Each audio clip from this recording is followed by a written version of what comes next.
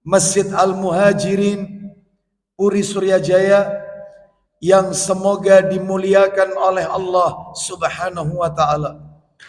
Puji dan syukur senantiasa kita panjatkan kepada Allah Tabaraka wa ta'ala atas segala karunia nikmat yang telah Allah berikan kepada kita, yang tentunya kita tidak akan pernah mampu, tidak akan pernah bisa menghitung-hitung nikmat tersebut.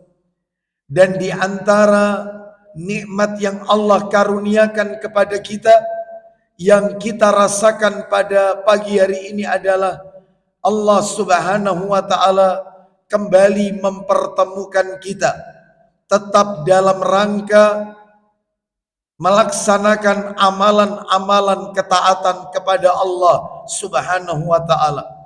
Diawali dengan sholat subuh berjamaah, dilanjutkan dengan talabul ilmi, dan berakhir dengan melaksanakan salah satu sunnah Nabi sallallahu alaihi wasallam, yaitu salat sunnah isyraq. Semoga rangkaian amal ketaatan yang kita lakukan di pagi hari ini semuanya diterima dan diridhoi oleh Allah Subhanahu wa ta'ala. Bapak Ibu kaum muslimin dan muslimah rahimani wa rahimakumullah, pagi hari ini kita akan melanjutkan pembahasan kita. Seperti biasa, kajian kita di Sabtu pekan kedua ba'da subuh di Masjid Al-Muhajirin. Materinya membahas kitab yang ditulis oleh Syekh Abdul Aziz bin Fathi As-Sayyid Nada hafizahullah ta'ala, yaitu kitab Mawsu'atul Adab Al-Islamiyah Al-Murattaba Alal Hurufil Hijaiyah, yang sudah diterjemahkan ke dalam bahasa Indonesia dengan terjemahan bebas.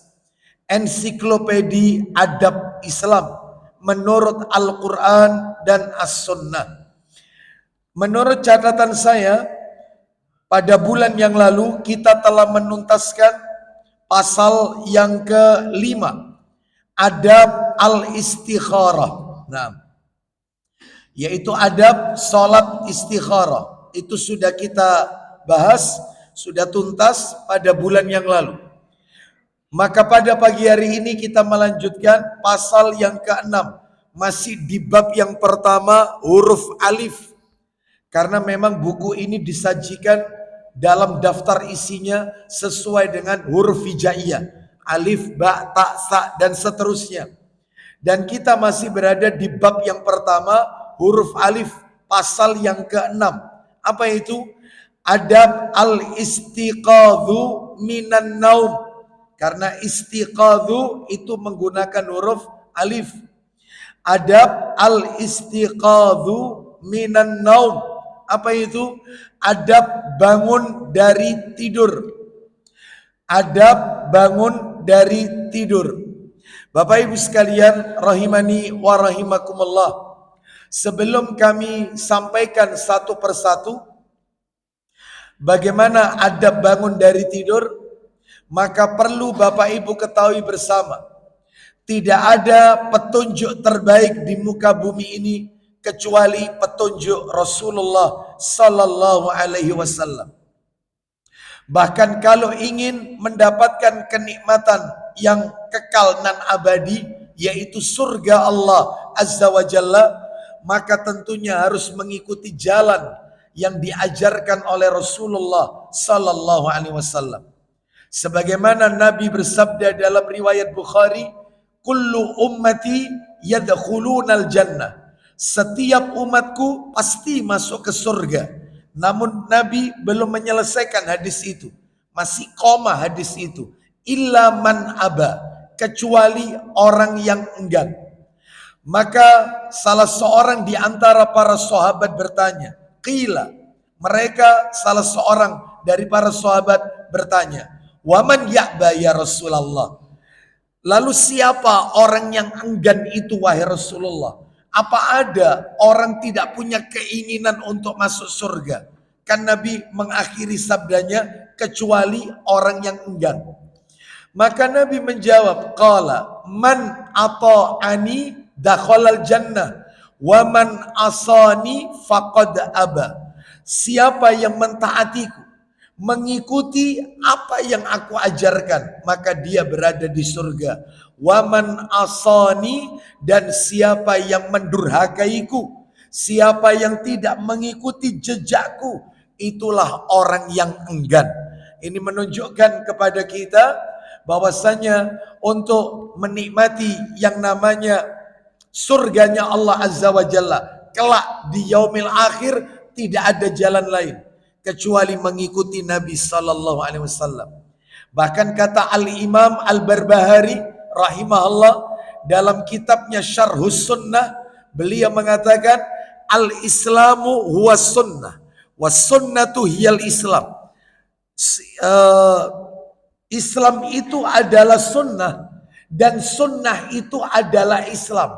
Mengaku orang Islam ya harus ikut sunnah, dan orang yang mengikuti sunnah itulah muslim yang sejati. Oleh karena itu kalau ada muslim tapi kok jauh dari sunnah, malah bertolak belakang dari ajaran Nabi, ya perlu dipertanyakan keislamannya. Bapak Ibu sekalian, Islam itu sunnah, sunnah itu Islam. Bapak Ibu rahimani wa rahimakumullah. Oleh karena itu tidak ada petunjuk terbaik di muka bumi ini kecuali petunjuk Nabi sallallahu alaihi wasallam. Makanya 14 abad yang silam di sebuah tempat yaitu namanya Namira, ketika Nabi melaksanakan Hajjatul Wada, haji perpisahan. Apa kata Nabi? Perkataan Nabi ini sering dinukil oleh para duat, para asatidzah kita. Bahkan tadi pun saya muqaddimah menyampaikan, menukil perkataan Nabi ini. Hampir ustadz-ustadz kita menukil perkataan Nabi ini. Itu perkataan ketika di Namira pada saat Hajjatul Wada. Apa kata Nabi? Fa inna asdaqal hadisi kitabullah. Sebenar-benar perkataan itu adalah perkataan Allah dalam Al-Quran, kitabullah. Wa khairal hadi hadi Muhammad sallallahu alaihi wasallam. Dan sebaik-baik petunjuk adalah petunjuk Muhammad sallallahu alaihi wasallam. Oleh karena itu, maka tentunya Islam tidak pernah terlepas dari sunnah Nabi sallallahu alaihi wasallam. Salah satunya yang akan kita bahas pagi hari ini, sunnah dalam al-istiqadhu minan naum. Sunnah bangun dari tidur. Inilah indahnya Islam. Ternyata Islam itu bukan agama yang membahas masalah-masalah usul yang pokok seperti akidah, tauhid, manhaj. Ternyata Islam juga bukan agama yang membahas masalah-masalah yang furu. Apa furu? Cabang-cabangnya. Fikih, muamalah, itu furu.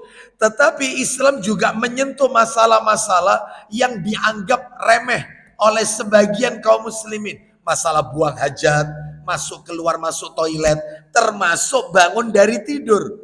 Sebagian kaum muslimin menganggap remeh masalah ini. Apa enggak ada Ustadz materi yang lain? Masih ada materi yang lain. Yaitu masalah tauhid. Itu penting Ustadz. Kenapa cuma membahas bangun dari tidur? Bapak Ibu sekalian, jangan pernah meremehkan sesuatu yang ada di dalam Islam ini. Akibatnya kalau meremehkan azab kubur. Loh kok bisa Ustadz bilang ujuk-ujuk azab kubur? Bapak Ibu pernah tahu kan hadis Nabi ketika Nabi melewati 2 pekuburan, lalu Nabi berhenti. Apa kata Nabi? Hadani rajulani yu'adzabani fi kuburihima adzaban syadidan fi dzambin hayyinin. Kata Nabi, 2 orang yang ada dalam kubur ini sedang disiksa oleh Allah atas dosa yang mereka, tanda kutip, mereka anggap sepele, mereka anggap remeh. Padahal gak sepele itu dosanya, dosa besar itu. Maka sahabat bertanya, wa madzaka ya Nabi Allah, memang dosa apa 2 orang disiksa dalam kuburnya ini? Kata Nabi, yang pertama dosa karena kencing gak bersih, urusan najis, gak paham toharoh, gak paham masalah kesucian. Yang kedua masalah lisan, suka menyakiti hati orang karena lisannya, dengan ghibah, namimah atau qatats atau apapun bentuknya, menyakiti orang. Oh, Berarti jangan menganggap remeh. Urusan kencing, nggak paham toharo, masalah kebersihan, dampaknya itu azab kubur. Oleh karena itu maka janganlah kita itu beragama seperti orang berada di meja prasmanan. Yang suka diambil, yang tidak suka nggak diambil. Lihat orang di meja prasmanan, ambil ini yang sana nggak diambil, saya nggak suka itu. Islam tidak, kafah. Udkhulu fis silmi kafah. Masuklah kalian ke dalam Islam ini menyeluruh. Jangan pilih-pilih. Maka tidak ada kata-kata remeh dalam masalah ini. Salah satunya yang kita bahas, sunnah bangun dari tidur. Baik, apa saja yang Nabi ajarkan ketika bangun tidur? Ada 11 Bapak Ibu. 11 yang Nabi ajarkan sunnah ketika bangun dari tidur. Minta tolong nanti kitab-kitabnya dibantu Mas Dian. Yang pertama Bapak Ibu sekalian, yang pertama sunnah ketika bangun dari tidur, yang pertama adalah bangunlah pada pagi hari. Bangun pada pagi hari. Pagi itu jam berapa? Ya sebelum subuh. Ya waktu tahajud itu pagi. Nah, setelah itu tidak tidur kembali, melakukan aktivitas. Bangunlah di pagi hari. Mungkin Bapak Ibu bertanya, kenapa kok kita itu disunahkan bangun di pagi hari? Alasannya Bapak Ibu sekalian, alasannya ada 3 alasannya. Kenapa kita itu kok disunahkan bangun di pagi hari? Jadi tidak kesiangan, ya, tapi di pagi hari sebelum subuh. Alasannya 3, jawabannya 3. Yang pertama adalah waktu pagi itu adalah waktu yang penuh berkah. Pagi itu adalah waktu yang penuh dengan keberkahan. Mana dalilnya? Minta tolong dibuka Sahih Targhib wa Tarhib jilid 4. Kitab Sahih Targhib wa Tarhib jilid yang keempat, nomornya 1693. 1693. Sahih Targhib wa Tarhib. Nah, 1693 dari Sakhar Al-Ghamidi As-Sahabi radhiyallahu an. Dia berkata, Nabi sallallahu alaihi wasallam bersabda. Jadi Nabi pernah berdoa. Apa doa Nabi? Nah, ini kita lihat ini. Nah, itu doa Nabi, ya. Dari Sakhar bin Wada'a Al-Ghamidi As-Sahabi radhiyallahu an, bahwa Rasulullah sallallahu alaihi wasallam bersabda, Allahumma barik li ummati fi bukuriha. Yaitu intinya di situ. Silakan Mas Dian terjemahannya. Ya Allah, silakan. Ya Allah, berkahilah umatku di waktu mereka. Nabi mendoakan umatnya agar memperoleh keberkahan di waktu pagi hari mereka. Ya Allah, Allahumma barik li ummati fi bukuriha. Berkailah umatku di waktu pagi hari mereka. Terus lanjut. Sakhar. Apa kata Sakhar? Si pembawa hadis ini. Lanjut. Dan apabila beliau pasukan atau tentara perang, maka beliau memberangkatkannya. Beliau memberangkatkan mereka pada awal siang atau dini hari, yaitu setelah subuh itu ya, atau sebelum subuh itu pasukan peleton sudah diatur oleh Nabi pagi, itu ya. Terus kemudian lanjut. Sakhar adalah seorang pedagang. Nah ini si pembawa hadis. Ternyata beliau ini pedagang. Terus dia selalu mengirimkan barang dagangannya mengiringi hari, sehingga ia menjadi kaya dan harta kekayaannya banyak. Tuh, berkat doanya Nabi. Apakah doa ini berlaku untuk kita, Ustadz? Iya.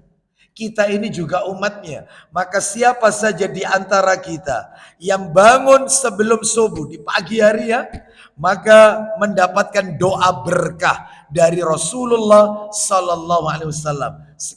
Sekalipun beliau telah wafat, doa ini berlaku sampai hari kiamat untuk umatnya. Oh, itu ya. Mudah-mudahan kita diberkahi oleh Allah Subhanahu wa taala. Baik, terus alasan nomor 2, kenapa kok kita itu dianjurkan bangun di pagi hari? Ya, sebelum masuk alasan kedua, coba dibuka Al-Quran. Di sini ada ayat yang menarik ini, ayat yang menarik. Yaitu di Ali Imran, surat Ali Imran ayat 121. Kita dengarkan murotalnya Bapak Ibu. Ali Imran 121. Kita dengarkan. Allah Ta'ala berfirman, Ali Imran 121. Kita dengarkan murotalnya. Allah berfirman, وَإِذْ غَدَوْتَ مِنْ أَهْلِكَ تُبَوِّئُ الْمُؤْمِنِينَ مَقَاعِدَ لِلْقِتَالِ وَاللَّهُ سَمِيعٌ عَلِيمٌ. Kita lihat terjemahannya. Silakan. Dan ingatlah ketika kamu berangkat pada pagi hari dari rumah Allah dan menempatkan para mukmin pada beberapa tempat untuk berperang. Terus. Dan Allah Maha mendengar dan Maha mengetahui. Kalau versi terjemahan lain ini, dan ingatlah ketika engkau Muhammad berangkat pada pagi hari, meninggalkan keluargamu untuk mengatur orang-orang beriman pada pos-pos pertempuran. Oh, nyambung sama hadis yang tadi. Nabi itu kalau ngatur pasukan pagi dini hari. Oh, nyambung sama ayatnya, nyambung. Ali Imran 121. Ini ayatnya. Ya, mengatur orang-orang beriman pada pos-pos pertempuran. Allah Maha mendengar, Maha mengetahui. Jadi inilah alasan pertama kita dianjurkan bangun di pagi hari. Alasan kedua, ini yang tadi belum tersentuh ini. Alasan kedua, waktu pagi adalah waktu semangat untuk beramal. Waktu pagi itu adalah waktu semangat untuk beramal. Makanya bangun di pagi hari, semangat untuk beramal. Mana dalilnya? Dalilnya adalah hadis riwayat Bukhari, tapi nomor asli ini. Ada maksudnya? Enggak ada ya? Enggak ada ya? Ya, yang cetakan pustaka As-Sunnah, enggak ada ya? Baik, saya akan bacakan aja. Nomornya nomor asli Sahih Bukhari 39. Sahih Bukhari nomor 39. Nah ini kita dengarkan dari sahabat Abu Hurairah radhiyallahu an. Dia berkata, Rasulullah sallallahu alaihi wasallam bersabda, "Innad dina yusrun walan yusaddad dina ahadun illa ghalaba fasaddidu wa qaribu wa abshiru wasta'inu bil ghadwati warrauhati wa syai'in min ad-dulja." Artinya, Nabi bersabda, sesungguhnya agama itu mudah, Islam itu mudah. Dan tidaklah seseorang mempersulit agamanya kecuali ia sendiri yang akan dikalahkan oleh sikapnya semakin berat dan sulit.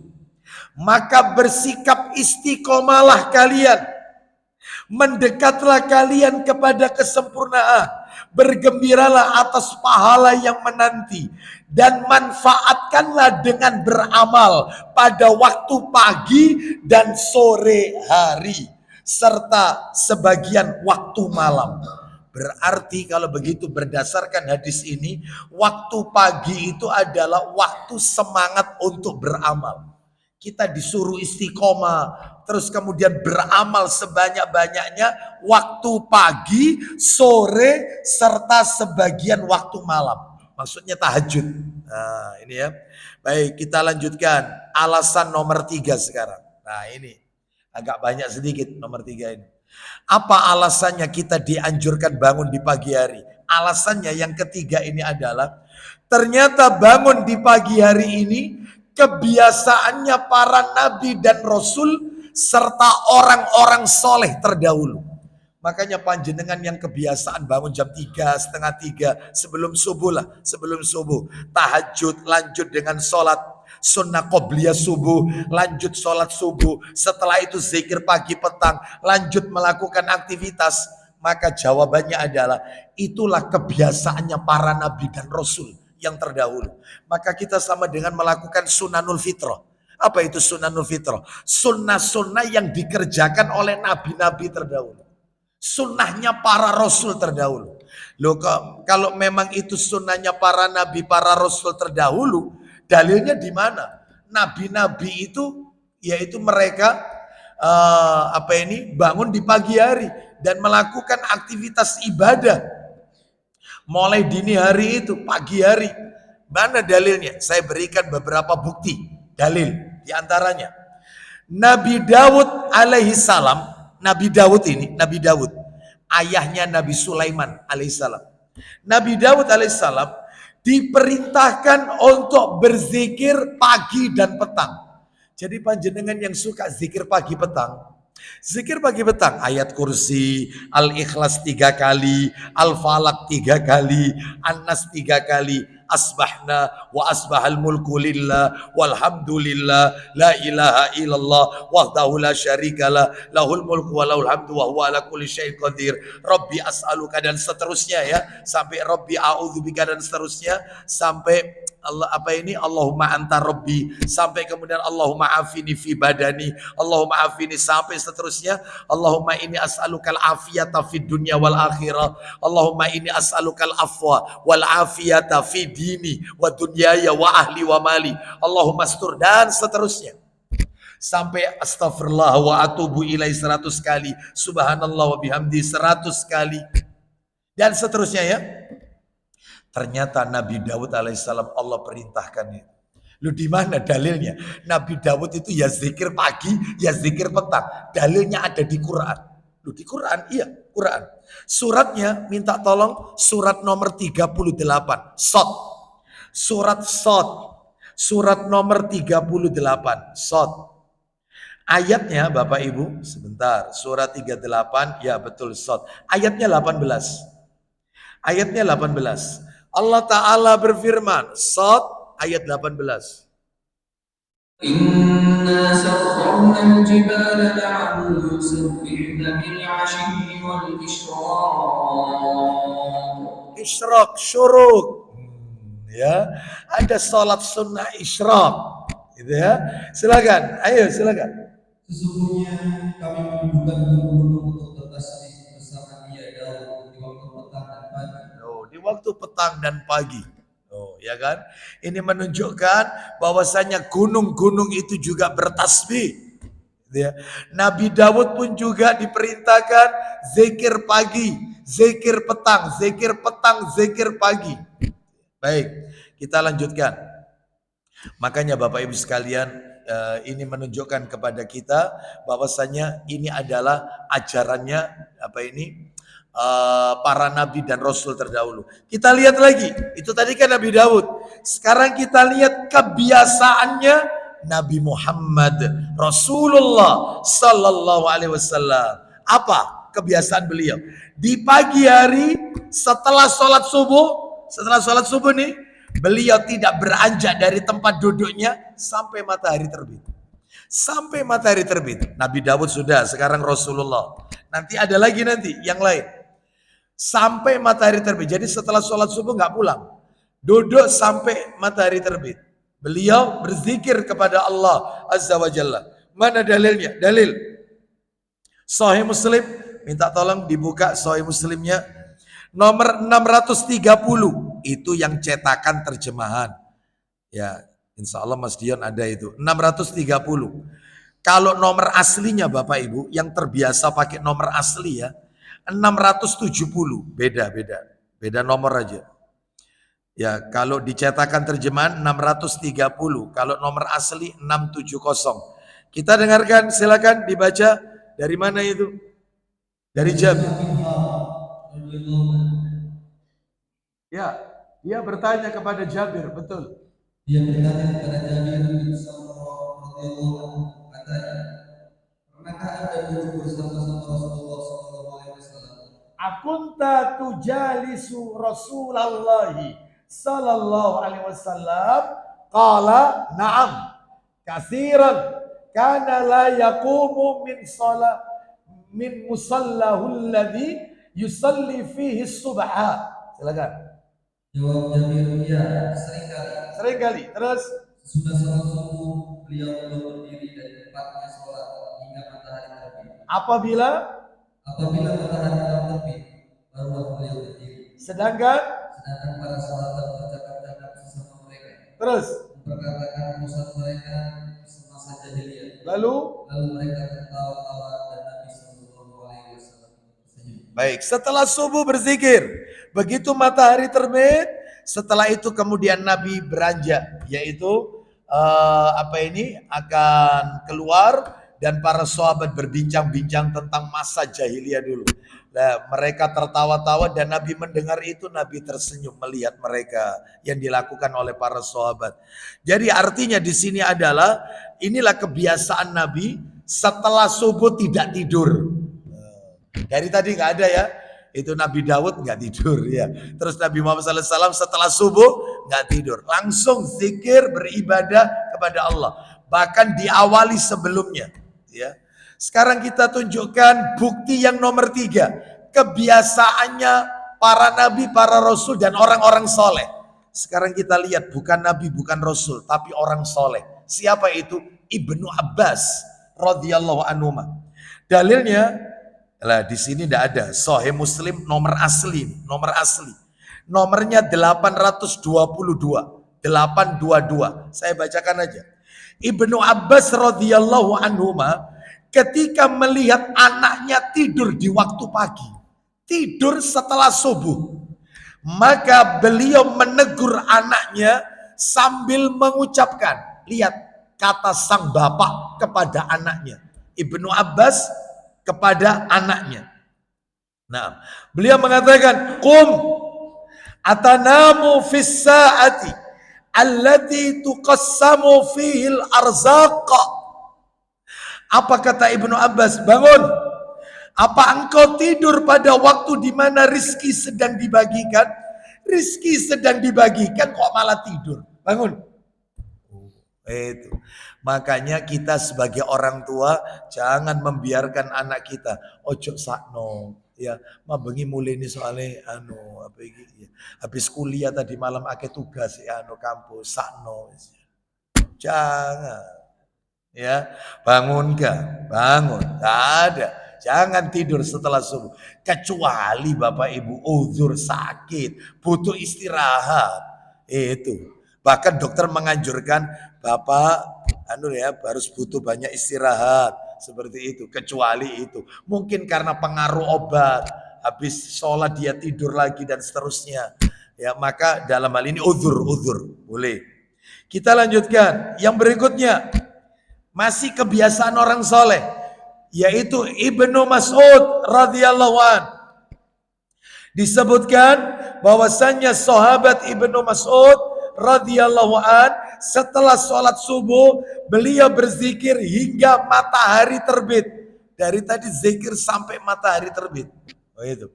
Terus terakhir saya bisa sampaikan ini. Nabi sudah, Rasul sudah, sahabat Nabi sudah, sekarang ulama. Siapa ini? Ulama yang akan kita jadikan contoh ini. Syekhul Islam Ibnu Taimiyah rahimahullah. Beliau punya murid namanya Al-Imam Ibnul Qayyim Al-Jauziyah rahimahullah. Itu muridnya Ibnu Taimiyah. Kita dengarkan. Ibnu Taimiyah rahimahullah setelah salat subuh beliau duduk berzikir sampai kapan? Bukan sampai matahari terbit. Sampai pertengahan siang. Itu mulai subuh, duduk, zikir sampai pertengahan siang. Itu ya. Beliau berkata kepada muridnya, Ibnu Qayyim Al-Jauziyah rahimahullah, ini adalah kebiasaanku di pagi hari. Jika aku tidak melakukan seperti ini, maka hilang kekuatanku. Ya, seperti itu. Ini keterangan ini bisa kita dapatkan di mana? Di dalam kitab Al-Wabilus Sayyib min Kalamit Thayyib halaman 63. Nah, ini ya berarti para ulama-ulama terdahulu mereka memanfaatkan waktu pagi hari mereka untuk beribadah. Mungkin Bapak Ibu bertanya dalam hati, Ustadz kalau kita bangun di pagi hari sebelum subuh, itu kira-kira untuk mengisi waktu pagi itu harus apa yang saya lakukan? Amalan apa yang harus saya lakukan? Mohon maaf Bapak Ibu, di antara amalan kata para alim ulama ada 4. Mengisi waktu pagi, itu 4. Mengisi waktu pagi sebelum subuh sampai setelah subuh sampai matahari terbit, itu 4 amalannya. Yang pertama, membaca Al-Quran dan memahami maknanya. Baca Quran. Yang kedua, mengulang hafalan Al-Quran, murajaah. Hafalan Qurannya diulang. Ini kata para ulama, mengulang. Yang nomor 3, membaca zikir-zikir pagi. Gak usah petang, ini di pagi. Ya, membaca zikir-zikir pagi. Ya, Ustadz, zikir pagi saya itu ternyata kelewat Ustadz. Qadarullah kerinan, bangunnya jam 5. Terus saya baca zikirnya itu baru jam 6. Itu ya apa? Atau misalnya kesiangan jam 7, boleh? Boleh, nggak apa-apa. Nggak ada larangan, boleh. Zikir petang kan ba'da asar, tapi dibaca ba'da maghrib, boleh, diqadha, nggak masalah. Nggak masalah. Dia baru ingatnya itu Isya. Astagfirullah, ba'da asar tadi belum zikir petang saya. Ya Allah, dilalaikan oleh syaitan. Maka waktu ingat itu, meskipun itu sudah Isya, nggak apa-apa, zikir petang, sah. Boleh. Lah membaca zikir pagi, ya. Terus yang keempat, menuntut ilmu syar'i. Nah, Bapak Ibu sekarang telah melaksanakan salah satu yang kami sebutkan tadi, menuntut ilmu syar'i, menghabiskan waktu paginya untuk belajar ilmu agama. Mudah-mudahan amalan ini diridhoi oleh Allah Subhanahu wa taala. Bapak Ibu, sebelum saya masuk nomor 2 ini, sunnah bangun tidur yang nomor 2. Sunnah bangun tidur nomor 2. Perlu Bapak Ibu ketahui bahwasanya minimal Bapak Ibu, minimal. Jangan dikurangi, sebab ini sudah minimal ini soalnya. Minimal dalam sehari kita itu berzikir mengingat Allah, 3 keadaan. Sehari 3 keadaan minimal, jangan dikurangi. Ini sudah minimal ini. Apa itu? 1, zikir ba'da sholat. Setelah sholat fardu maksud saya. Zikir setelah sholat fardu. Dengan zikir yang Nabi ajarkan tentunya sesuai sunnah. Sebab ada banyak di luar sana zikir-zikir setelah sholat yang tidak diajarkan oleh Nabi sallallahu alaihi wasallam. Contohnya yang paling nampak betul adalah Nabi tidak pernah mengajarkan zikir ba'da sholat membaca surat Al-Fatihah. Nggak pernah. Satu aja dalil yang sahih, nggak ada Bapak Ibu. Kalau ayat kursi ada, Al-Ikhlas ada, Al-Falaq ada, An-Nas ada, Al-Fatihah ada. Maka kalau ada orang setelah sholat, dia baca Al-Fatihah, A'udzubillahi minasyaitonirrajim, Bismillahirrahmanirrahim, Alhamdulillahirabbil alamin, maka ini nggak ada tuntunan dari Nabi. Kalau ayat kursi ada. Ya, jadi itu nomor 1 ya, keadaan pertama ini. Zikir setelah sholat fardu. Yang kedua, zikir pagi, zikir petang. Itu keadaan nomor 2. Pagi dan petang. Yang nomor 3, zikir setelah sholat sunnah duha. Lu zikir apa setelah sholat duha? Di dalam riwayat Bukhari, dalam kitab Adabul Mufrad, ya, disebutkan Nabi itu mengajarkan kita setiap selesai sholat duha, beliau membaca Allahumma ghfirli wa tub alayya innaka antat tawwabur rahim 100 kali. Yaitu zikir setelah sholat duha.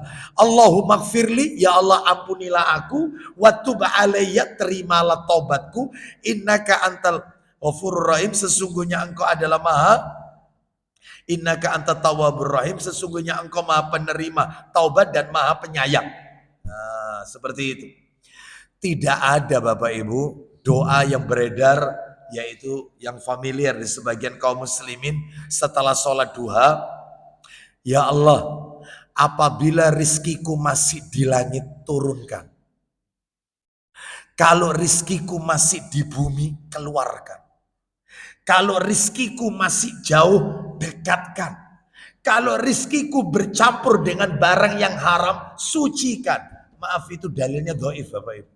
Doa itu dalilnya dhaif. Ah ya betul, dhaif itu.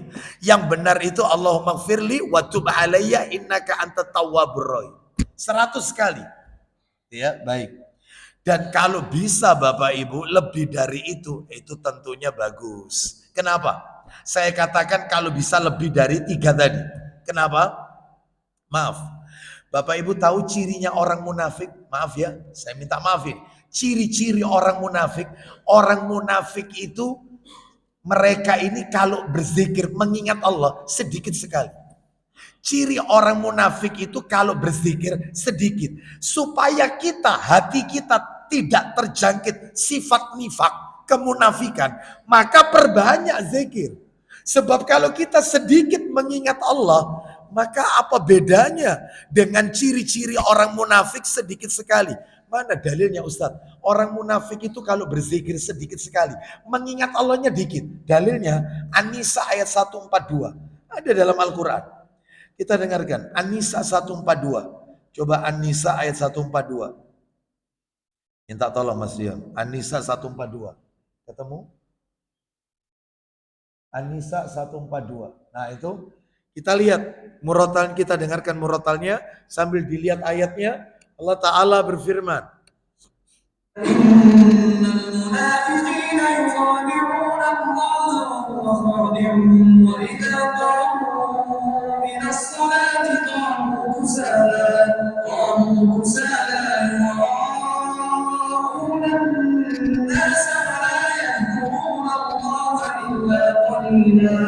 Jelas sekali di bagian akhir itu. Silakan, ayo.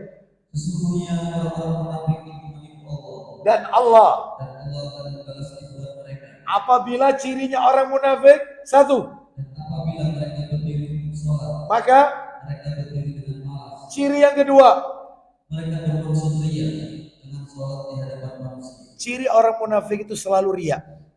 Ibadahnya itu pencitraan. Ibadahnya itu tidak pernah lillah tapi linas.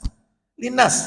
Orang munafik itu ibadahnya pengen dilihat orang, pengen amalannya didengarkan orang. Ya. Hari Jumat buat status OTW Jumatan. Ria. Ria.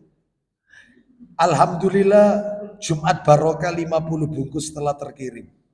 Ria. Ya, seperti itu. Ciri orang munafik itu kalau ibadah suka ria, pamer amalnya. Gak usah. Amal itu tidak perlu dipublikasikan kepada orang. Amal itu dirahasiakan. Cukup Allah yang tahu. Seperti itu ya. Terus ciri yang terakhir, ya?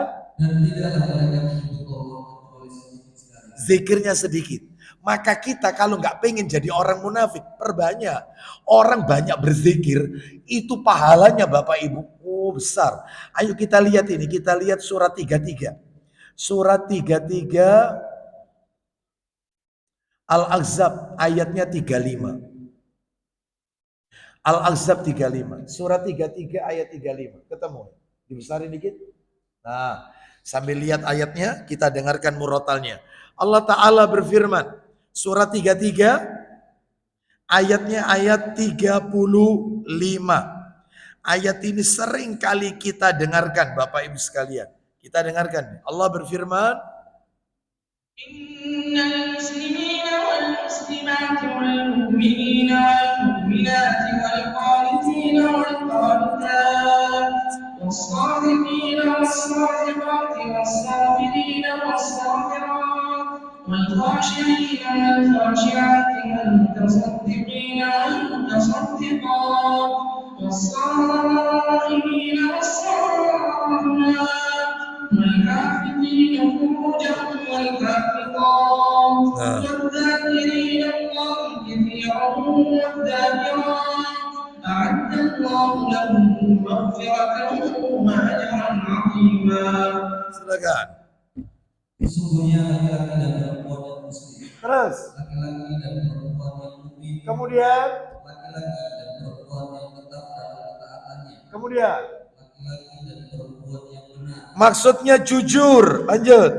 Laki-laki dan perempuan yang sabar. Laki-laki dan perempuan yang khusyuk. Laki-laki dan perempuan yang bersedekah. Terus. Laki-laki dan perempuan yang berpuasa. Kemudian. Laki-laki dan perempuan yang memelihara kehormatannya. Poinnya. Laki-laki dan perempuan yang banyak menyebut nama Allah. Berzikir. Maka Allah menyediakan untuk mereka ampunan dan pahala yang besar. Nah, jelas sekali. Pahalanya besar. Ampunan dari Allah Azza wa Jalla. Oleh karena itu perbanyak zikir. Sekarang kita lanjutkan sunnah bangun tidur yang nomor 2. Nomor 2 ini. Nomor 2. Sunnahnya, jadi kalau tadi bangun di pagi hari. Nomor 2 sekarang, mengusap bekas tidur di wajah. Mengusap bekas tidur di wajah dengan tangan. Ya, dengan tangan. Atau ketika bangun, usaplah kantuk di wajah dengan kedua tangan. Boleh. Jadi mengusap bekas tidur di wajah dengan tangan, atau ketika bangun usaplah kantuk di wajah dengan kedua tangan. Boleh. Boleh seperti ini Bapak Ibu sekalian, bangun tidur. Boleh begini kedua tangan. Yang tidak ada tuntunannya, nggak sesuai sunnah itu, nggak ada itu. Gak taklim berarti. Bangun tidur, nggak taklim. Sunnahnya bangun tidur itu Rasul selalu begitu. Ya, nggak ada mulet. Ya, mulet ya. Itu ya. Itu sunnah itu. Mana dalilnya? Dalil Sahih Muslim. Ayo dibuka nomornya, nomor cetakan terjemahannya 738. 738. Muslim 738. Nomor aslinya 763. Saya bacakan, siap terjemahannya. Saya bacakan penggalan di tengah. Nanti dibaca dari awal nggak apa-apa. Ibnu Abbas radhiyallahu anhu menceritakan, istaiqadha Rasulullah sallallahu alaihi wasallam faja'ala yamsahu an-nauma an wajhihi biyadihi. Nah itu, silakan. 738 dari Quraib, maula. Maula itu bekas budak. Jadi Bapak Ibu kalau ada kalimat seperti itu, maula an Quraibin, maula. Lah maula itu artinya bekas budak yang dimerdekakan. Mantan budak. Nah, itu istilahnya ya.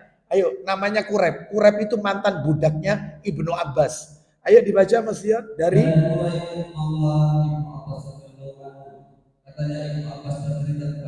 terus Maimunah, istri Nabi, Ummul Mukminin. Terus sedangkan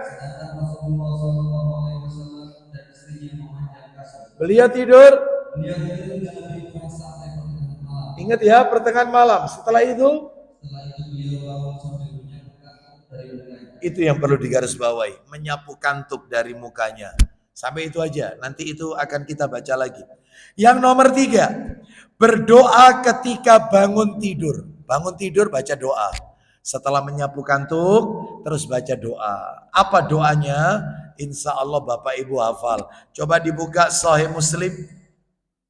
Nomornya agak jauh, 2333. 2333.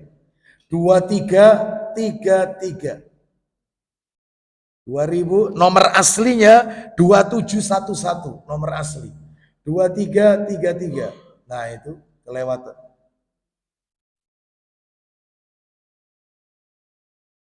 Cepet dikit Mas Dion. Ini mau sarapan semua ini orang-orang. Ya, silakan dari Al-Barra bin Azib radhiyallahu. Ya. Ya.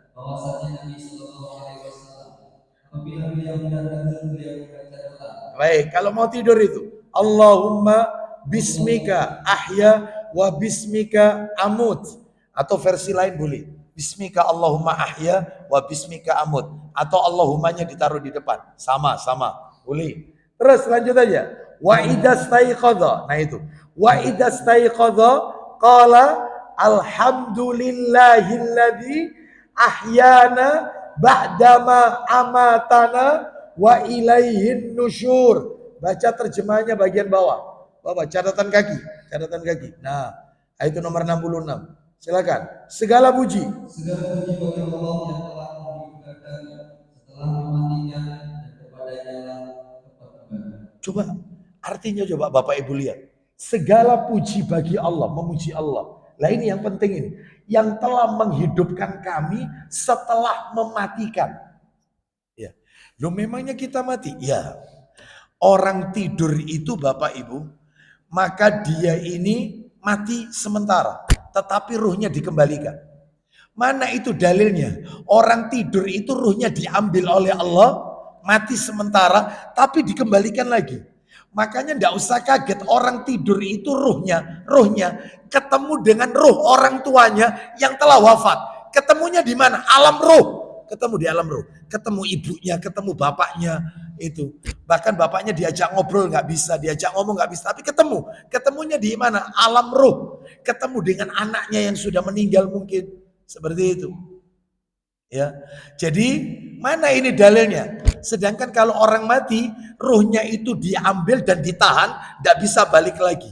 Nggak bisa balik lagi. Mana dalilnya? Dalilnya ada di dalam Al-Quran. Suratnya surat Az-Zumar. Ada Quran terjemahan di sini, Mas.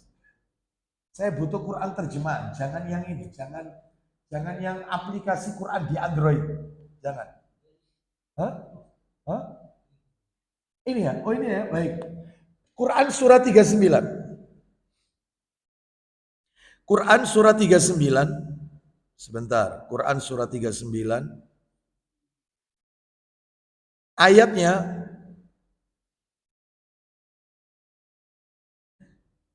sebentar. Ya. Sebentar. Qurannya surat ini ada catatan kakinya ya nanti ya. Ada ya. Sebentar. Qurannya itu sebentar. Qurannya suratnya kita dengarkan coba Bapak Ibu sekalian. Allah memegang nyawa ketika matinya dan memegang nyawa ketika orang belum matinya di waktu tidurnya. Itu sebentar, ada yang tahu Bapak Ibu mungkin bisa dibantu. Suratnya Az-Zumar ya, surat 39 ya. 42. Ya betul. Nah, jazakallah khair. Coba kita lihat surat Az-Zumar, tetap berarti surat Az-Zumar. Ayatnya 42. Ayatnya 42. Allah Ta'ala berfirman. Coba lihat bawahnya catatan kakinya ada nggak? Betul ya. Coba ayat 42 sekarang. Kita lihat. Allah Ta'ala berfirman. Az-Zumar 42. الله يتوفى الأنفس حين موتها والتي لم تمت في منامها فيمسك التي قضى عليها الموت ويرسل الأخرى إلى أجل مسمى إن في ذلك لآيات لقوم يتفكرون. Silakan, ayo. Ya, silakan. Dan nah, baca catatan kakinya, lari ke bawah. Silakan. Kita dengarkan. Maksudnya orang-orang yang mati rohnya ditahan Allah sehingga tidak dapat kembali kepada tubuhnya. Makanya Islam tidak mengenal istilah reinkarnasi, roh gentayangan, arwah penasaran, pemanggilan arwah. Nggak ada. Ya. Nah ini bantahannya. Jadi kalau ada sebagian kaum muslimin, keluarganya ada yang meninggal, lalu mereka meyakini 40 hari setelah meninggal, ruhnya itu datang pamitan, roh pamitan, maka nggak ada. Sampai disiapkan tempe, terus kemudian dikasih tepung, ya, untuk mengetahui jejaknya. Dikasih makanan kesukaannya mayit. Begitu ditunggui sampai malam terdengar suara gelodak. Waalaikumsalam. Padahal kucing sama tikus itu yang gelodak itu. Nggak ada yang kayak begini, nggak ada. Ruhnya mereka ini ada di alam barzah, alam transit, alam penantian, menunggu hari berbangkit. Nggak mungkin balik ke alam dunia, ditahan oleh Allah ruhnya. Tapi orang kalau tidur, ayo silakan. Dan orang-orang yang tidak mati hanya itu saja. Rohnya dilepaskan sehingga dapat kembali. Orang tidur itu ruhnya dilepas. Ada yang balik, ada yang nggak balik. Ada yang nggak balik. Begitu diambil sudah qadarullah meninggal saat tidur. Ada yang dikembalikan oleh Allah. Makanya bertemu dengan keluarganya yang telah wafat. Ruh mereka di alam ruh bertemu. Ruh ketemu dengan ruh. Bapak Ibu sekalian, maaf. Pada saat kita tidur, ruh kita lepas. Ayatnya jelas, ruh lepas. Ternyata ketika ruh ini lepas, ternyata di alam ruh itu dia melihat sesuatu yang menakutkan. Mungkin dikejar-kejar orang ruhnya ini. Kita jasadnya potong-panting, keringatan. Padahal kita nggak lari. Dada kita berdebar-debar. Kita nggak lari. Yang lari itu yang melakukan ruhnya. Maksudnya Ustadz ngomong kayak gini apa? Seperti itulah orang diazab dalam kubur. Ruhnya diambil, dimasukkan ke liang lahat, ruhnya disiksa, jasadnya tetap pontang-panting dia. Seperti orang tidur. Dia tidak lari, tapi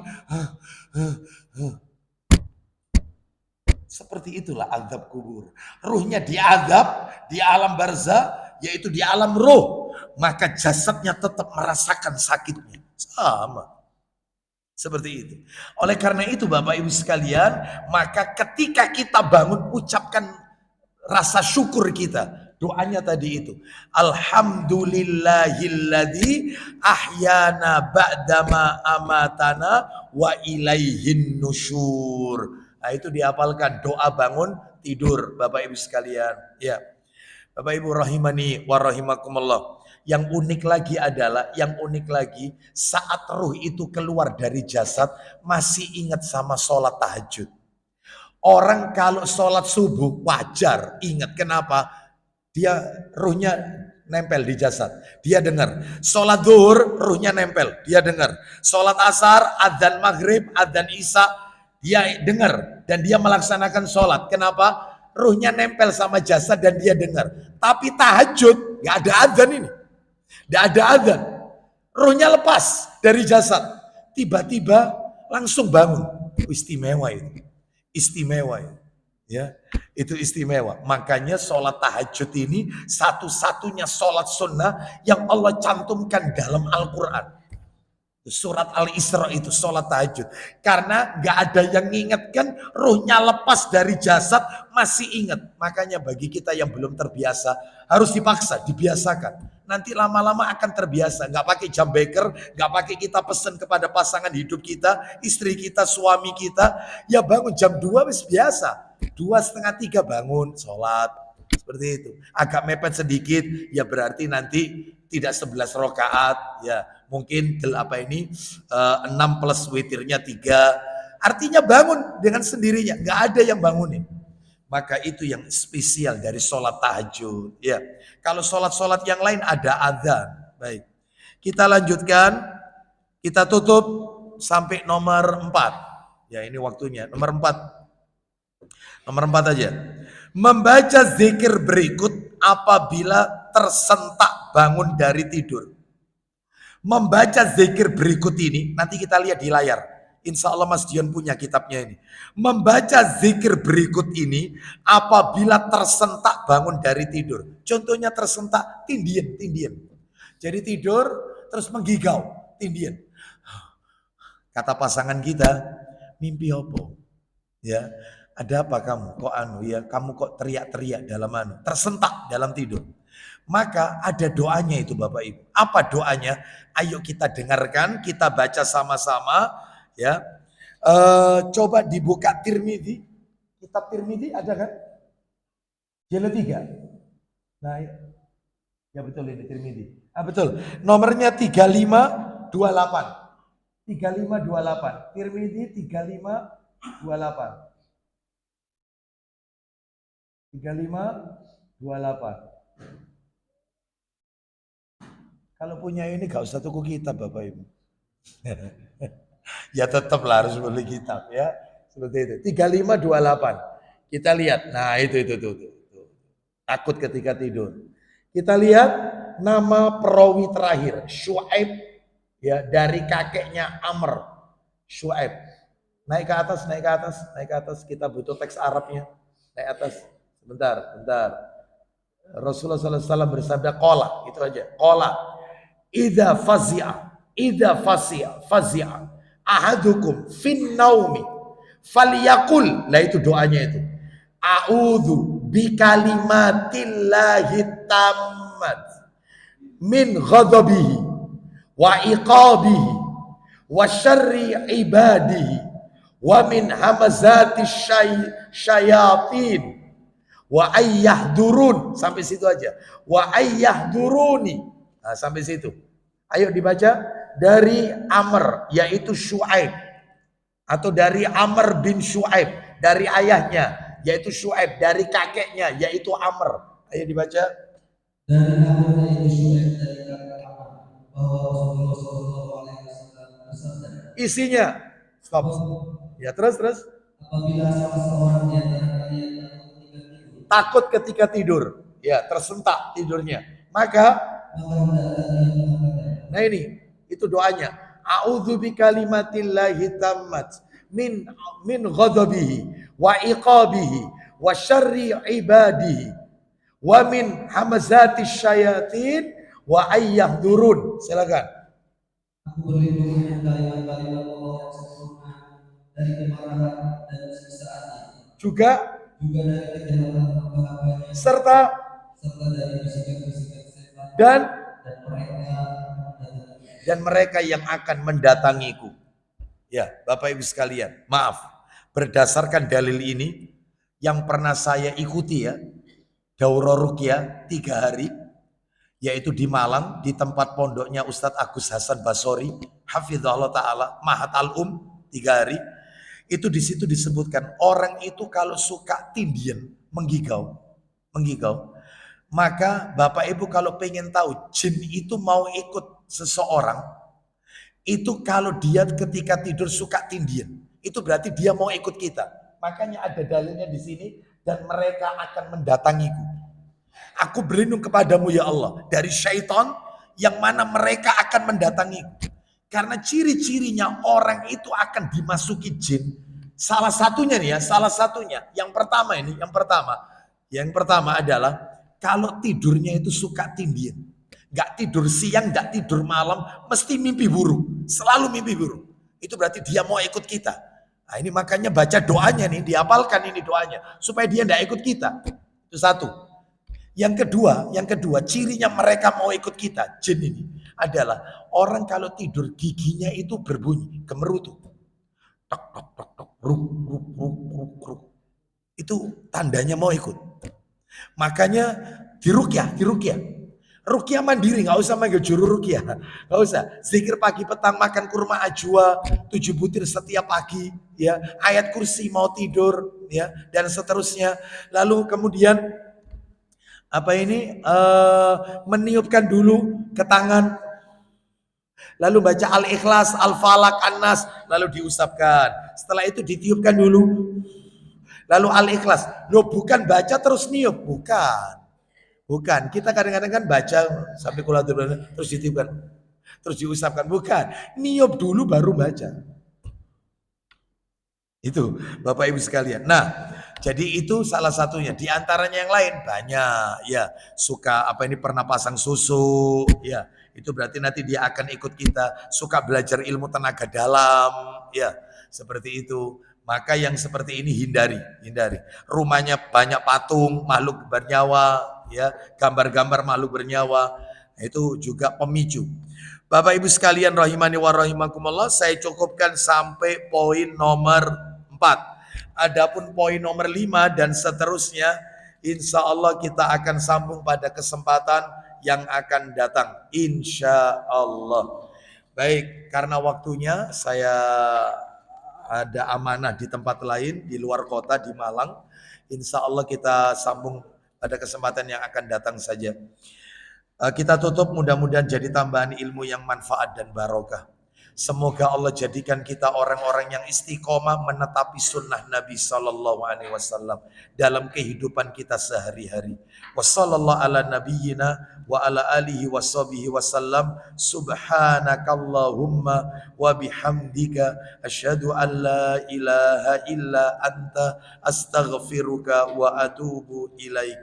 Wa akhiru da'wana anil hamdulillahi rabbil alamin.